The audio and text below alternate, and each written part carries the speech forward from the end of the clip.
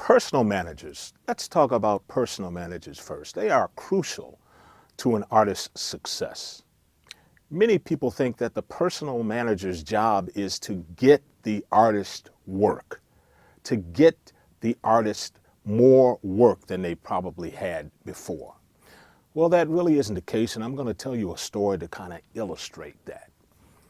I'm going to go back to the middle of the 60s, 67 or so. And at that time, it was kind of got out in the music industry world that Berry Gordy had discovered this great act of five brothers from Gary, Indiana, and that he had taken them to California. And he worked with them from 67 to 69 just on recording and performing. Recording and performing. He wanted to cut a hit album. He wanted to make sure the act had a dynamic stage show to be able to be the equal of all of the other great Motown acts. And everybody in the industry was hearing about this group, but they never saw the group. What a lot of people don't know is that Motown had a 360-degree deal model way back in the 60s before it became the current rage that it is now. In that Motown artists' songs were published by Motown's publishing company. All of the acts were managed by their in-house management company. And this story is about the head of the management department at Motown Records. His name is Shelley Berger. Shelley Berger had come from a background of a new medium at that time, a new technological innovation, television. They were only in the second decade of that new medium at the time he came on the scene and decided to work with the Motown artist. And he wanted to use that medium to really expose the artist to a broad, vast audience that many of the Motown artists had never achieved. So I remember back in 1969 when their first record was released, I Want You Back. It went right to the top of the charts. And the hype was starting to build. Once again, no one had ever seen this act perform. And then it was announced that in September, the Jackson 5 would make their debut performance on the Ed Sullivan Show. Now, the Ed Sullivan Show was a huge television show at that time. There were only 3 television networks at that time, and this was really the primary program for the CBS network. It came on every Sunday night. And just to put it in perspective, the Ed Sullivan Show reached 90 million people in the United States every Sunday. 90 million people. Now let's put that in perspective. Most recently, over the past decade, I think the highest ranking primetime television show in the United States was an episode of American Idol that might have reached 35 million people. Of course, it doesn't reach that currently, and their numbers are decreasing. But the Super Bowl reaches 110 million worldwide.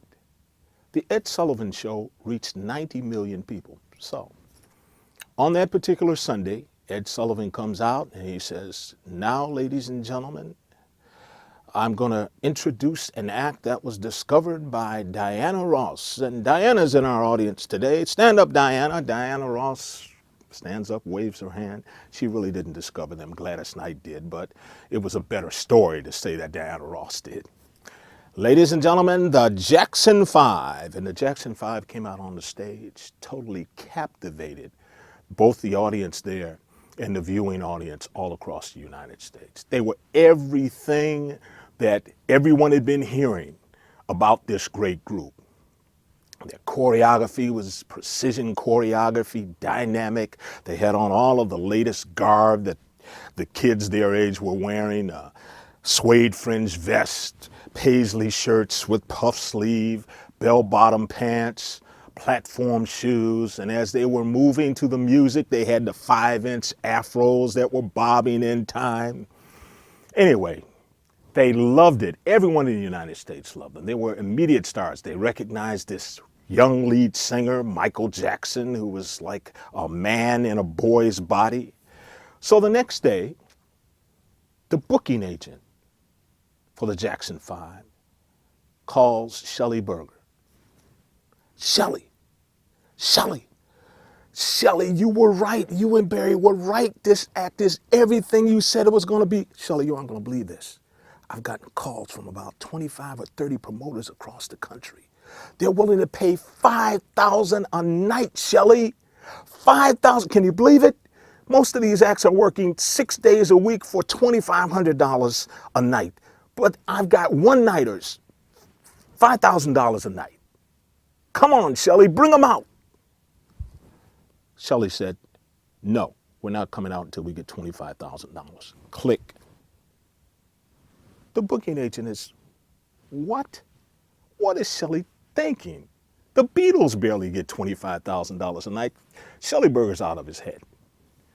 Well, during that period of time, singles were big and new singles were released every 6 weeks. And 6 weeks later, Jackson 5's next record comes out, ABC 123, boom, right to the top of the charts, the Hot 100. Next day, booking agent, Shelly. Okay, Shelly, I see what you're saying. You've got 2 number ones in a row. The act is hot. I'm getting calls. We can get $7,500 a night, Shelly. $7,500 a night. Bring them out, Shelly. Shelly says, no, we're not coming out till we get $25,000 a night. Click. 6 weeks later, the third single, Stop the Love You Save, number 1, same call, 10,000. This went on for 2 or 3 singles, or 4 singles, as a matter of fact. This act had 4 or 5 number 1 singles, the only debut act to have that number of consecutive number 1 singles at all.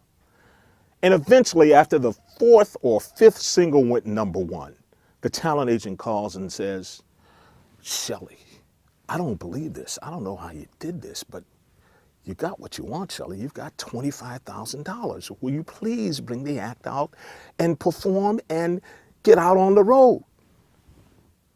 Yes, we'll be out. Thank you. Click. That illustrates the difference between a personal manager and a talent agent. A personal manager's job is to build the artist's career and take it from one level to the next. That's what a manager does. They counsel and advise to build the artist's career from one level to the next. The talent agent's job, very important as it is to procure employment. Every offer that comes in, they're going to pitch to the manager. It's up to the manager to determine which jobs the artist should take, depending on what the personal manager's strategy is for building the artist's success. So Shelly used that new medium at that time, television, to really reach a broad audience. And he wanted to make it clear to the world that the Jackson 5 were the biggest band in the world, even big as, or even bigger than the Beatles. And he achieved his goal at that time. As you know, the Jackson 5 went on to have a stellar career. And of course, the great Michael Jackson became the king of pop as a result of that. Once again, it's the personal manager's role to build relationships between the artist and the fans in order to take the artist's career from one level to the next. Not only the relationship with artists and fans, but many times relationships with other types of companies, record companies, publishing companies, sponsorships, and endorsements. So we talked about a 1960s story, the second decade of that new technological innovation, television. Well, we're currently in the second decade of what I call the digital age, new technology, the internet. Let me tell you a story about a current manager in the music industry who happens to be a graduate of the music business department at Berklee College of Music. His name is Ethan Schiff. Ethan is a new age manager, but the same thought. He recognized that he had to use this new technology to build a relationship between artists and fans that can inure to the benefit of his client, and her name is, she goes by the name of Betty Who. Her real name is Jess Newham, who was also a Berklee student. He recognized her talent, and he decided to record her and put her songs up on SoundCloud so that people could download them for free. He was trying to build up an audience. At the same time, he used the new method of reaching a mass audience through social media. He pitched the bloggers with her story and her songs and said, this is an artist that you really need to pay attention to. And he got the attention of bloggers first in Europe, and he used that success to pitch bloggers here and saying, look, they're recognizing Betty Who, that she's going to be a major artist, so you need to really listen to her music and think about blogging about Betty Who. And he picked up other bloggers here in the United States, slowly but surely, bloggers that reached a limited market, and then bloggers that reached even more people, all the way until the point that he got Perez Hilton, the biggest blogger in the world, to recognize her music and to say Betty Who is going to be the next big act. Billboard magazine was the next media outlet to pick up on it, and said she was really an act to watch out for. As a result of that, they started to get interest of publishing companies, and publishing companies started to court Betty Who. And Ethan continued to work on that. He had very strategic plans. He had her perform in clubs in New York, in the Brooklyn section of Williamsburg, which is really the hot area of the music business right now, to rave reviews. And the hype started to build. But then a couple in Colorado decided to use Betty Who's single in the background of a flash mob proposal that went up online and went viral. And millions of views later, RCA Records came into the picture and said, we believe in Betty Who too. We want to sign her and move her forward. I think it's important to note that Ethan recognized, and it's also important for personal managers to have an understanding of the dynamics of the industry. He recognized that while sales of digital copies may not be increasing as they used to increase, streaming and giving away music for free is very, very important and can really help an artist go from one level to the next.